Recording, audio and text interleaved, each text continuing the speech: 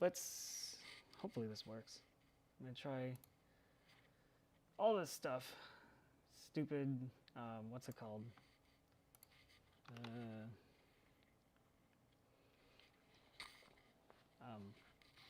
Been having some issues with OBS cutting off like the end of the video, so we'll see how that goes. But hopefully it works out okay. I'm streaming to YouTube now. I figured out how to do that. I know I said last week I figured it out, but now it actually works rather than just in principle. So hopefully we'll see how this goes. But today what we're going to do is we are going to basically finish up the overview of thermal energy.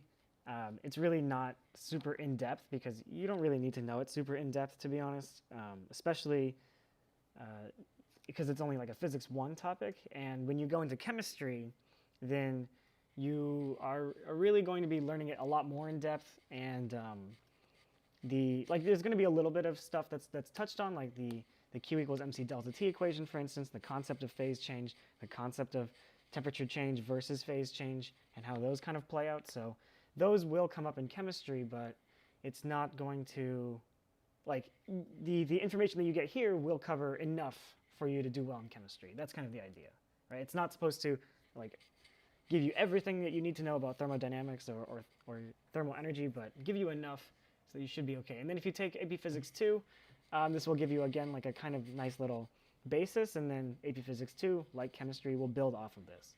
So it should work out okay. All right, so let's get into it. We're looking at those notes that we started last time, finishing them today. So the last thing that we kind of ended on was this idea that, if you have particles that are hot, more energy, they're going to transfer energy with particles that are colder, and actually, like, basically give up some of their own energy so that the cold particles end up being warmer, and in the end, then you have particles that are all kind of about the same temperature. And that's called thermal equilibrium. It's when two substances basically reach the same temperature and there's no more energy being transferred because there's no need for energy to be transferred. Both objects are at the same temperature. We're good, right? If there's no difference in temperature, there's no need to exchange energy. The moment that one of them comes out of that balance, maybe one of them loses some heat to another object, let's say there's a third object, then the first two objects will have to then rebalance with the third one in order for all three of them to be balanced. But if you just have two objects, let's say you have a glass of water, put some ice cubes in it, over time the water is going to basically lose energy to the ice is going to absorb that energy, and then it's going to change temperature, and also, well, as we'll see, it's going to change phase.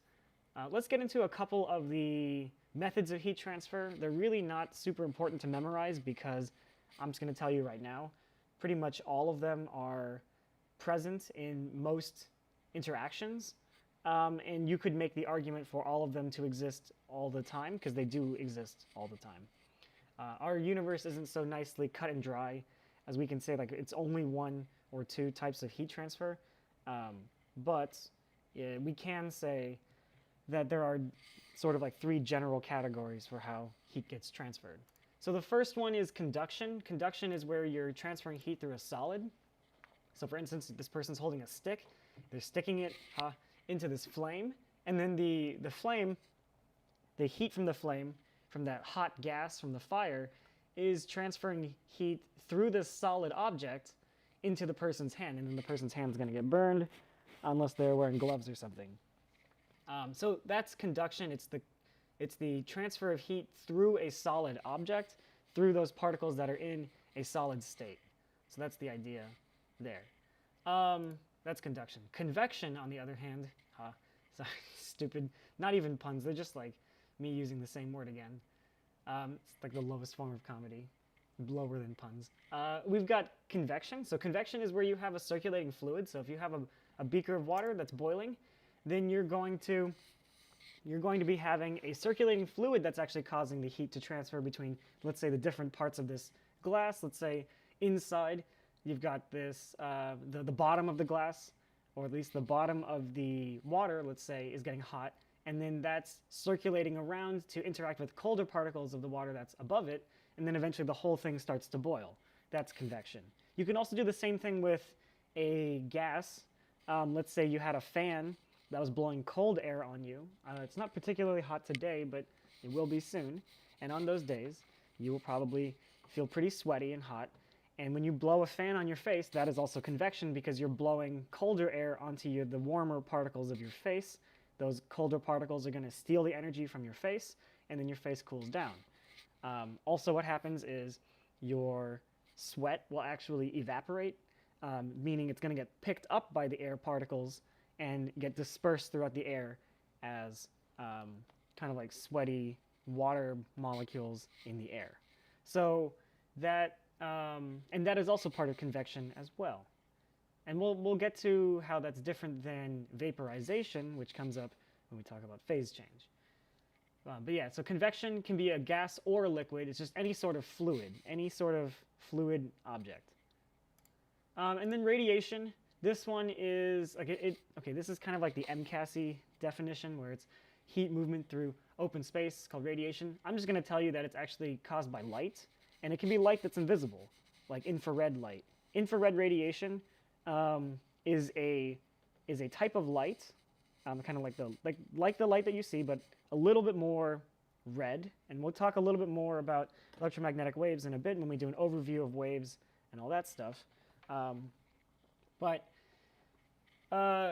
infrared radiation is basically a type of light that we can't see, but we can feel it, which is kind of odd. But if you go outside and you feel, like let's say you step outside, you're wearing a mask, you're all protected, you're 12 feet away from someone else, you feel the heat from the sun when and you look up on the sky, in the sky to confirm that the sun is even there, then that is actually the infrared radiation from the sun that you're feeling. It's the particular wavelength of the light, the type of energy that the sun is sending to us that we can feel. And then there's also another type, like the sun sends us infrared light, it sends us visible light that we can see. It also sends us UV radiation that eventually can give us skin cancer, or if you're careful, just a nice tan.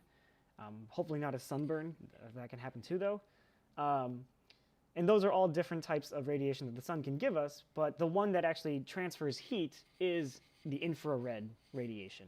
You can also use infrared radiation to see the heat of other objects, like you see in those night vision goggles that show like a dog or whatever glowing red or blue. We'll talk more about that when we get into electromagnetic waves. But basically every object in the universe gives off some amount of infrared radiation because they all have some temperature. So they all are giving off some form of heat.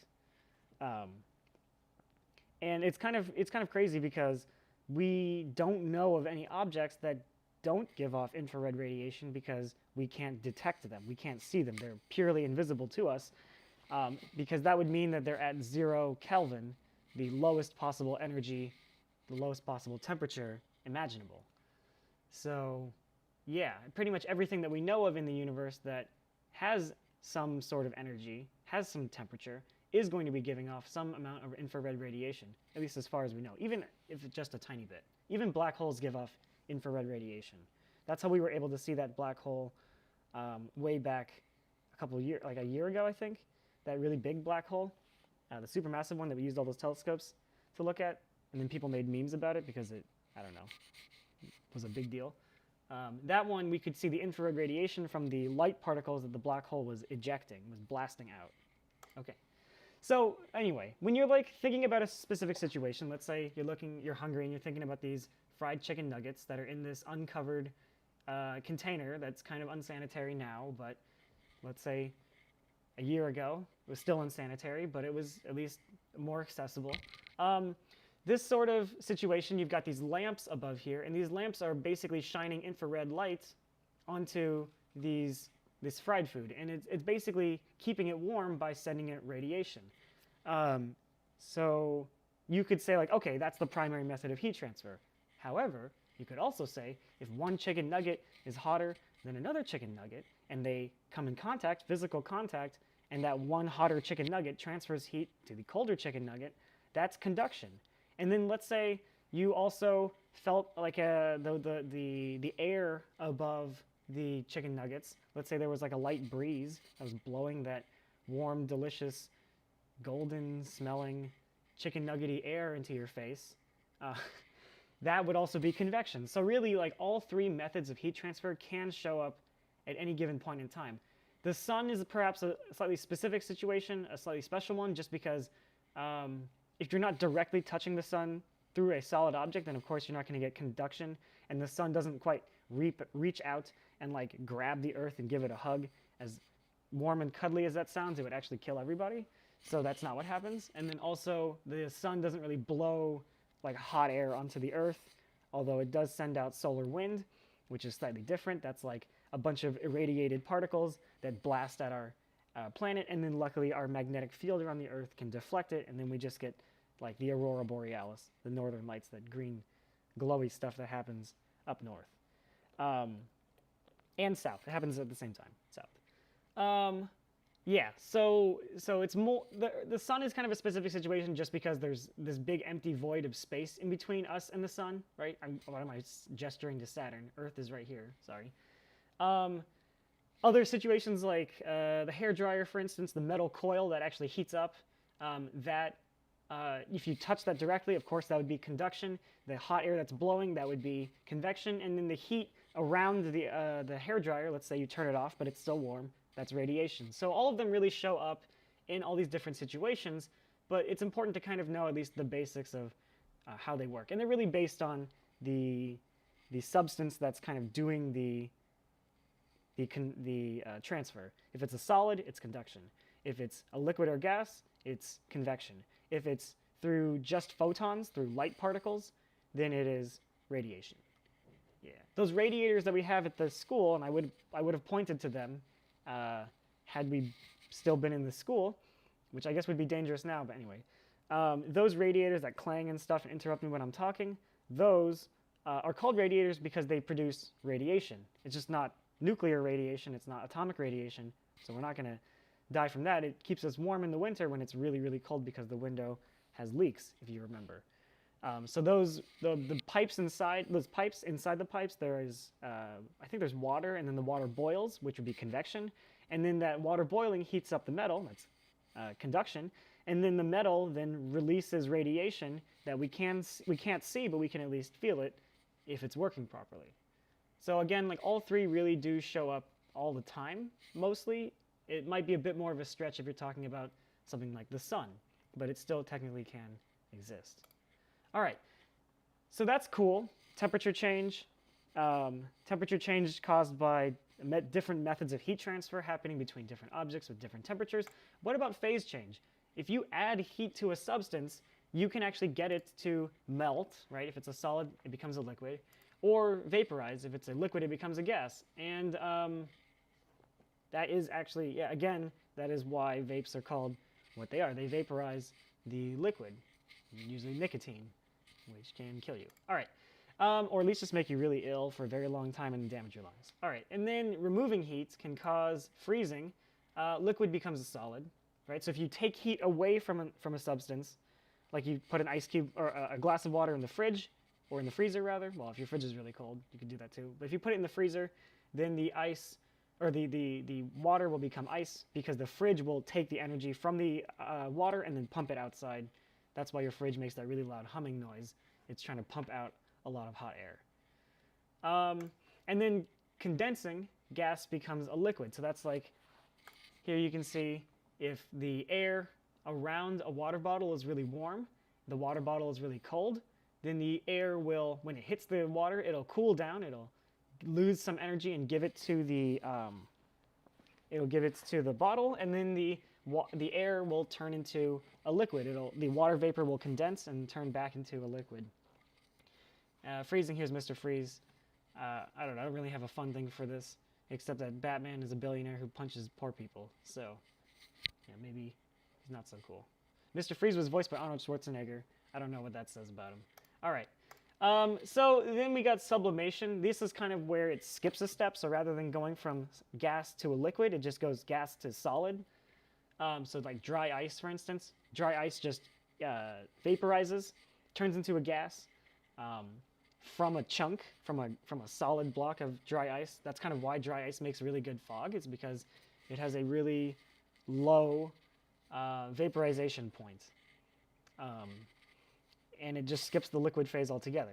Dry ice, as you know, hopefully, maybe not, that's okay, actually, is CO2, carbon dioxide in a block when it's frozen, and then it turns into CO2 vapor or carbon dioxide gas when it vaporizes. And then we got deposition, which is the opposite, and that's where a solid just skips the liquid phase and goes straight into a gas.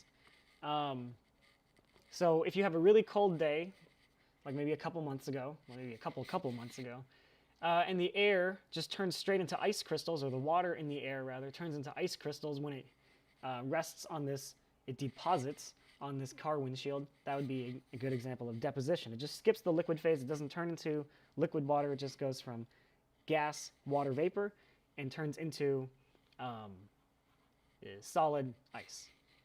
And then if you're like, wait a minute, what about plasma? Plasma is a special situation where you take a gas and then you ionize it, meaning you either make it super positively charged electrically or negatively charged electrically. So the sun is actually a giant ball of constantly nuclear exploding plasma. But we're not going to worry about that right now because honestly, we don't really do a lot of physics with plasma that much anyway. We're going to talk about lightning a bit when we talk about electricity, but yeah, hopefully if we can get to it. But yeah, it's nothing super, super crazy. All right, so then here's like a nice little chart. I don't really like how they use evaporation, although I suppose technically it does kind of count. It's just that water doesn't evaporate. Well, it kind of does. It's just kind of weird because technically when water boils, it's different than if you pour water on your arm and then let it dry on its own.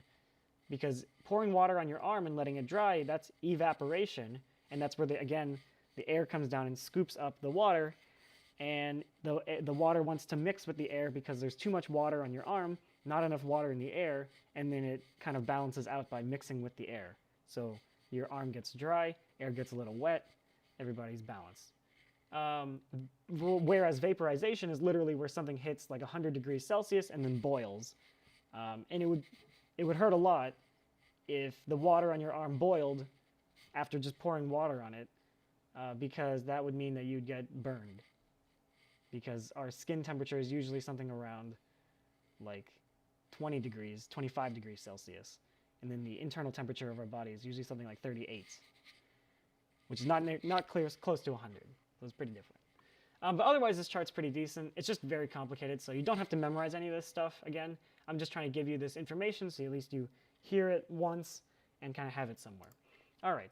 And then it's like, all right, what's next? So here's kind of a nice little chart that shows the actual phase change of water, either when you add heat. So if you go along the right side, or if you go like to the right on the x-axis, on the horizontal axis, you're going to see that water goes from a solid and it changes temperature until it hits its melting point. And then at the melting point, it will actually use all of the energy to melt. And notice how the graph is flat when we're actually talking about water melting. That's because it's not changing temperature, it's just adding heat, and then at that point, the bonds between the molecules, those atomic bonds, are breaking, and it goes from a solid to a liquid. And then when it's a liquid, it can then change temperature again until it hits the boiling point. And then at the boiling point, then it starts to use all of that energy to vaporize until it hits and boils, and then it becomes gas. And then it can just change temperature infinitely, right? So the whole gist of this is basically to show you that you cannot change temperature and change phase at the same time. It is only one or the other. It can't be both. It can only be one or the other. If something is changing temperature, if something is at its freezing or melting temperature, or its vaporizing or condensing temperature, gaining or losing energy will only change the phase. It will not change the temperature. If it's at that temperature, if it's at that exact temperature, like the melting point and boiling point, it's only going to do that phase change. It's not going to do anything else at the exact same time. And then if it's at a different temperature, it's going to lose and gain energy, that causing it to change temperature. So basically what I'm trying to say is substances in our universe can only do one thing at a time. They can only change temperature or change phase, at least as far as we know. And what that means is that if you want something, let's say ice, to melt, you have to first get it to warm up to the point where it hits 0 degrees Celsius, and then at 0 degrees Celsius, anything that you do after that will cause it to melt until it becomes water. Now, parts of the ice may melt at different rates than the other, depending on how thick the ice is, or which part or which direction you're melting the ice. Like, let's say you're melting it from the bottom, then the top will not melt as fast, right? And then the bottom might hit water, and then that will change into liquid first, and then change temperature. But largely, if we're talking about, like, let's say a collection of 5 molecules that are all very close together, those 5 molecules are all going to either change temperature or change phase. That's the idea, right? Overall, the main situation is that it's going to either change temperature or change phase.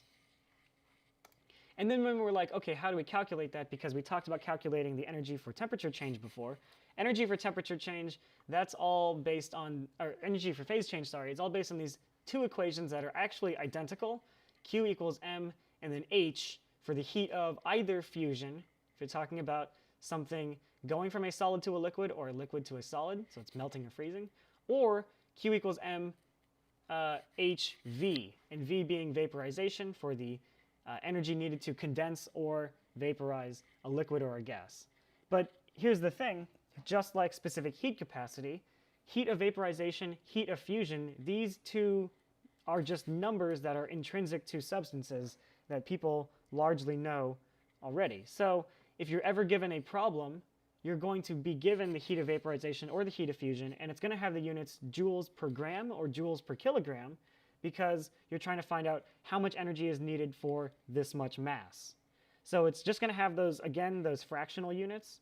It's not supposed to confuse you. It's just there to be like, this is how much this substance costs to change temperature, or sorry, to change phase. This is how much it costs to melt, to go from liquid to a solid, or how much it costs to vaporize going from a liquid to a gas. So it's really just a number for each substance, and it's usually given to you, or you're given literally everything else, the energy and the mass. Okay, so that's pretty much it for thermal energy. Yep, that's the last slide. So that's pretty much it for thermal energy. It's really not, I mean, at the level that we need to know it now, it's not super, super crazy. It's mainly all about this concept that I'll just scroll back to real quick. It's mainly related to this concept, which is when objects are at different temperatures, the hotter one is going to give energy to the colder one. They're going to try to reach equilibrium as much as they can, and when they reach equilibrium, no more heat is being transferred. That is the end goal. Whether that means this thing has to change phase and then change temperature first, or it has to, I don't know, change temperature and then change phase first, right? If it has to do one of those things, or if it has to do either of those things, then it will do them in order for it to ultimately reach thermal equilibrium with the other substance. That is the end goal. So that's pretty much it for thermal energy. Does anybody have questions on that?